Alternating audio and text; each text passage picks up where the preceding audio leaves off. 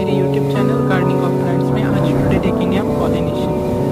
मैं क्या करने वाला हूँ, पॉलिनेट करने वाला इस फूल को, और ऊपर भी मेरी फ्रेंड का फूल है उसका, और इसका पॉलिनेशन करूँगा। इस स्पीशीज़ का नाम है पैशन फ्लावर इनकार्नेटा।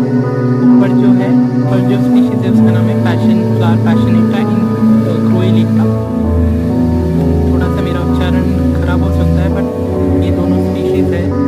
ये वाला स्पीशीज़ जो है ये है वाइल्ड वैरायटी, और ऊपर जो स्पीशीज़ है वो है अपना डेकोरेटिव वैरायटी।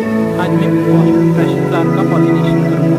बेसिकली ये जो वाइल्ड स्पीशीज़ है ये सेल्फ पॉलिनेट हो सकते हैं, बट मैं इनका क्रॉस पॉलिनेशन करके देखना चाहूँगा।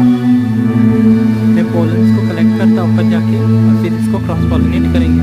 गाइस, मैं इस स्टिक की मदद से दोनों जिसके पॉलन्स को रखे एक दूसरे को पॉलिनेट कर देख सकते हैं। ऑर्नामेंटल वैरायटी है, जैसे मैंने बोला वही क्रोएलिटा वैरायटी का इसको करना है, और इसका पॉलिनेट आ जाता है। क्या आप देख सकते हैं, मैंने पोलन्स को कलेक्ट कर लिया है। तो आप देख सकते हैं पोलन जमा हो चुका है। अब हम इसे क्रॉस पॉलिनेट करेंगे। हमें इसको जेंटली से बस रब करना है इसके ऊपर, तो इस पर पोलन लग जाएगा।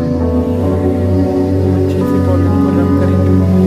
देख सकते हो कि मैंने इसमें 3 स्टेमन रहते, तो आपको तीनों स्टेमन को पॉलिनेट करना रहता है।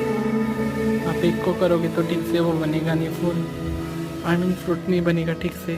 आपको अच्छे से इसको पॉलिनेट करना है। तो ये हुआ मेरे इसका पॉलिनेशन।